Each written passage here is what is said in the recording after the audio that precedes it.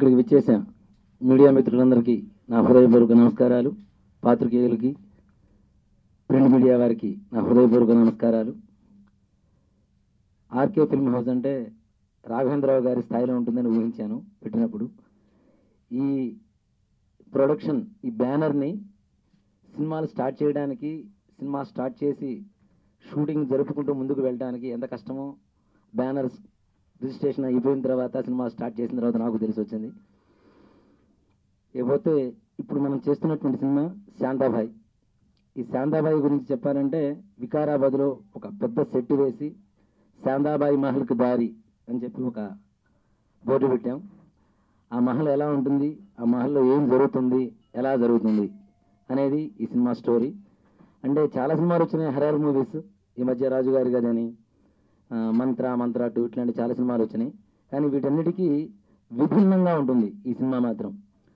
అది ఎలా చేస్తున్నాం, ఎందుకు చేస్తున్నామంటే, నాకు డైరెక్టర్ సిద్ధార్థ కన్నా అని చూడటానికి, అంటే మా ఈ సినిమాలో ఉన్న హీరో తప్పించి అందరూ కూడా ఈ హైట్ వాళ్ళమే.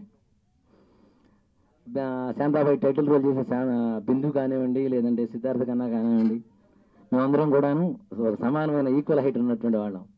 కానీ ఎత్తుకున్నటువంటి బాధ్యత మాత్రం చాలా ఎక్కువగా, బరువుగా ఉంది. కానీ డైరెక్టర్ తనకుండేటువంటి డెడికేషన్ ఎలా ఉంటుంది అంటే, సినిమా ఉంటే చాలు, అన్నం వద్దు ఏమీ వద్దు, సినిమా ఒక్కటి ఉంటే చాలు, ముందుకు వెళ్ళిపోతూనే ఉంటాడు. అలా స్నానం చేయుడు, భోజనం చేయుడు, అసలు ఏం చేసామో ఏం చేస్తున్నాం అనే సంగతే గుర్తుండదు తనకి.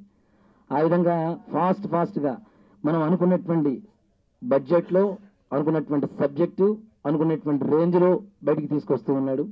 ఇంతవరకు చేసినటువంటి 50% వరకు షూటింగ్ జరిగింది. వికారాబాద్ ఫారెస్ట్లో సెట్ వేసాం. ఆ సెట్లో జరుగుతుంది షూటింగ్ ఇంతవరకు కూడాను. ఇప్పటి నుంచి సిటీ వర్షన్ అంతా కూడా జరగాల్సిన షూటింగ్ రిమైనింగ్ బ్యాలెన్స్ ఉంది. దీంట్లో మున్నా అనేటువంటి కొత్త అతన్ని హీరోగా పరిచయం చేస్తున్నాం. అలానే దీంట్లో ఉన్న వాళ్ళందరూ కూడా కొత్త ఆర్టిస్టులేనండి. పెద్ద ప్యాడింగ్ పెడితేనే సినిమా హిట్ అవుతుందని చెప్పి చాలామంది చెప్పారు.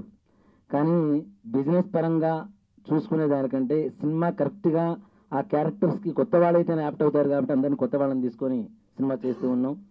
రమేష్ గారని, తర్వాత ఉమా అండ్ బిందు అయితే చాలా హైట్ తక్కువ, కానీ తను చేసే క్యారెక్టర్ వెయిట్ మాత్రం చాలా ఎక్కువ ఉంటుంది. నిజంగా సింపుల్గా అమ్మాయిల్లో ఎక్స్ప్రెషన్స్ చాలా ఈజీగా వస్తాయి వాళ్ళ ఫేస్లో, కానీ తను చేసేటువంటి ఎక్స్ప్రెషన్స్కి అయితే మైండ్ బ్లోయింగ్, చాలా బాగా చేస్తుంది. నవ్వుతూనే ఉంటుంది, అప్పుడప్పుడు వెంటనే సీరియస్ అయిపోతుంటుంది. అంత చాలా బాగా చేసేటువంటి మంచి ఆర్టిస్ట్ దొరికింది మాకు బిందు. ఈ టైటిల్ రోల్కి, శాంతాబాయ్ అనేటువంటి టైటిల్ రోల్ ఒక ఆత్మ కథ ఇదంతా కూడాను. తర్వాత మాకు శ్రీరమణ గారు కెమెరామెన్ ఉన్నారు. ఆయన చాలా సింపుల్గా ఉంటాడు, అసలు మాటే ఉండదు. ఒక షార్ట్ వేసుకుంటాడు, లొకేషన్లో టీషర్ట్ వేసుకుంటాడు, అంతే, ఇంకేం ఉండదు. సింపుల్గా చక్క ఫ్రేమ్ అంటే చాలు, డైరెక్టర్ చెప్పే లోపల ఫ్రేమ్ రెడీ చేసి పెట్టేసుకుంటాడు ఆయన. అంత ఫాస్ట్గా చేస్తుంటాడు ఆయన కూడా. ఈ సినిమాలో అందరూ శ్రేయ, బిందు అండ్ శ్రీరమణ కూడా నాకు కొత్తగా పరిచయం, కానీ వర్క్ ఎలా చేస్తాడు అనుకున్నాం, చాలా బాగా చేస్తూ ఉన్నాడు. ఇంకా ఇక సిద్ధార్థ గురించి చెప్పాలి అంటే చెప్పాను కదా, చాలా ఫాస్ట్ వర్కర్, డెడికేషన్, వర్క్ పట్ల చాలా శ్రద్ధ, భక్తి, అది ఉంటే చాలా అన్నట్టుగా ఉంటాడు. అదే వర్క్ని భోజనం చేస్తూ బతికేస్తూ ఉంటాడు. లేకపోతే కొత్త ఆర్టిస్టులు ఉమా, మా ఎగ్జిక్యూటివ్ ప్రొడ్యూసర్ గారు వెంకట్ గారు, మేనేజర్గా, అసిస్టెంట్ మేనేజర్గా ఆయన అందరికీ సుపరిచితులే. ఈ సినిమాకి ఆయన ఎగ్జిక్యూటివ్ ప్రొడ్యూసర్గా చేస్తున్నారు. ఈ సినిమా అనే కాకుండా మా బ్యానర్లో సెకండ్ మూవీ కూడా ఆల్రెడీ చేస్తున్నాం, అది కూడా 80% కంప్లీట్ అయింది. ఆ ప్రెస్ మీట్ వివరాలు కూడా తొందరలో వెల్లడిస్తాం. కాబట్టి పాత్రికేయులందరికీ కూడా నా మనస్ఫూర్తిగా చెప్పదలుచుకున్నటువంటి మాట ఏంటి అంటే, దయచేసి మాలాంటి చిన్న వాళ్ళందరినీ మీ సహృదయంతో, అసలు మీరు ఒక చెయ్యి వేస్తే చాలు మేము ఎక్కడికో వెళ్ళిపోతాం గ్యారంటీ. కాబట్టి దయచేసి మీరంతా కూడా మమ్మల్ని సహృదయంతో ఆశీర్వదించి, చాలా చిన్నవాళ్ళని, నేను చేసేటువంటి వృత్తికి ఇప్పుడు చేస్తున్నటువంటి సినిమాకి అసలు సంబంధం లేదు. నేను సంపాదించే ప్రతి చెమట బిందువు కూడాను ఈ సినిమాలోనే పెడుతున్నా, ప్రతి రూపాయి కూడాను. కాబట్టి దయచేసి మీరంతా కూడా మమ్మల్ని చక్కగా ఆశీర్వదించి ముందుకు తీసుకెళ్తారని చెప్పి ఆశిస్తూ, జై శ్రీరామ్. ముందుగా మీడియా వారికి, ఇక్కడ విచ్చేసిన పెద్దలకి, నాకు ఈ మూవీ ఎందుకు నచ్చింది అనే కారణం ఏంటంటే, ఫస్ట్ ఆఫ్ ఆల్ టైటిల్ చూసి నచ్చేసింది, అంతే, ఫ్లాట్ అయిపోయా. సిద్ధార్థ్ గారు నాకు స్టోరీ చెప్పంగానే అసలు ఏ ముందు వెనక ఆలోచించకుండా ఓకే అని చెప్పేశాను. థ్యాంక్ యూ సిద్ధార్థ్ గారు, థ్యాంక్ యూ సుధీర్ గారు. అలాగే సుధీర్ గారు నాకు ఎంత సపోర్ట్గా నిలిచి నన్ను ఇంత ఇదిగా ఇది చేస్తున్నారంటే నేను మాటలో చెప్పలేను. అది ఆయనకు రుణపడి ఉంటాను నేను జీవితాంతం. అసలు నన్ను ఇండస్ట్రీకి పరిచయం చేస్తున్నారు. ఫస్ట్ ఆఫ్ ఆల్ ఇంతకుమించి నేనేం మాట్లాడాలి నాకు అర్థం కావట్లేదు అసలు. నేను వచ్చేసి ఈ శాంతాబాయ్ మూవీలో హీరోగా చేస్తున్నాను.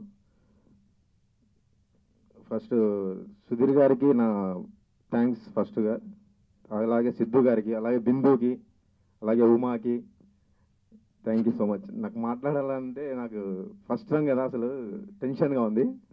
Thank you so much. పిలవగానే విచ్చేసిన మీడియాకు నా హృదయపూర్వక వందనాలు.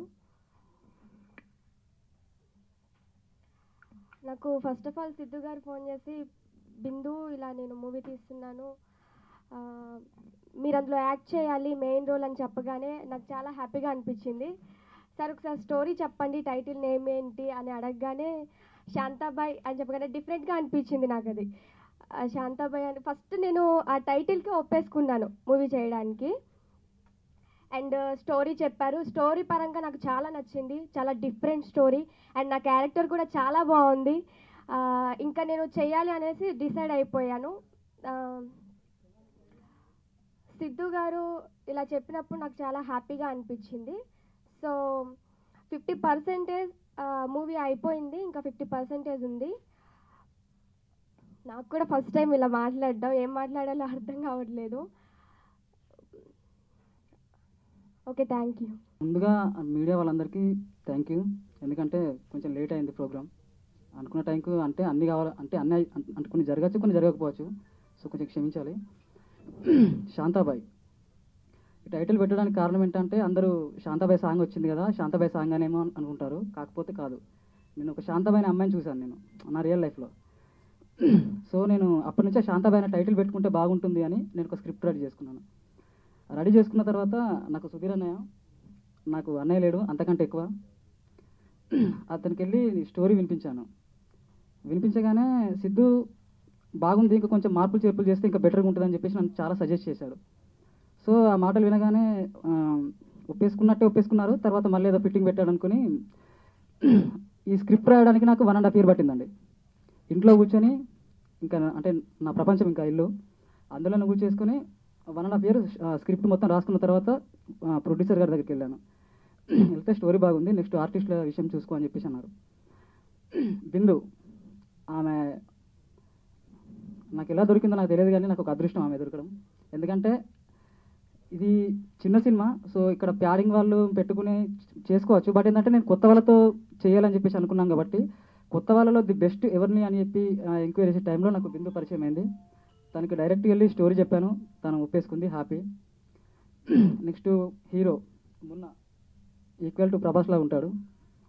సో తను కూడా స్టోరీ చెప్పగానే ఓకే సిద్ధు నేను ఖచ్చితంగా ఐ డూ ఇట్ అని చెప్పేసి అన్నాడు. Next cameraman Sriramana I love you. ఎందుకంటే నన్ను భరించావు నువ్వు కొంచెం సెట్లో టెన్షన్గా హడావిడిగా. నిజంగా థ్యాంక్ యూ. ముఖ్యంగా మాట్లాడాల్సింది ప్రొడ్యూసర్ గారి గురించి. ఇప్పుడైతే ఈరోజు ప్రతి పైసా ఎలా ఖర్చు పెడుతున్నాడో నేను కళ్ళతో చూస్తున్నాను. సో ఆయనకి సినిమా మంచి విజయం సాధించి అతను ఇంకొక చిన్న సినిమాని నాలాంటి డైరెక్టర్ను ఇండస్ట్రీకి పరిచయం చేయించాలని చెప్పేసి నా మనస్ఫూర్తిగా కోరుకుంటున్నాను. నన్ను చాలామంది అడుగుతున్నారు ఒక క్వశ్చన్, మీ అందరితో షేర్ చేసుకోవాలనుకుంటున్నాను. హీరో ఎవరు అని. అంటే ప్యాడింగ్ ఉన్న హీరోనా పాత హీరోనా అని. హీరో కొత్త ఆయనే.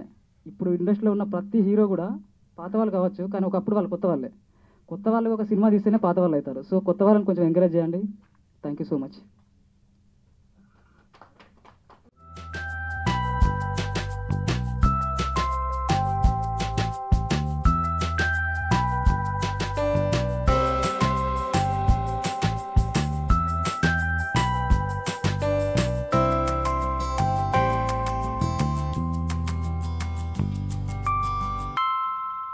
మరిన్ని ఫ్రెష్ ఫిల్మ్ అప్డేట్స్ కోసం మా TFC మీడియా ఛానల్ ని సబ్స్క్రైబ్ చేసుకోండి.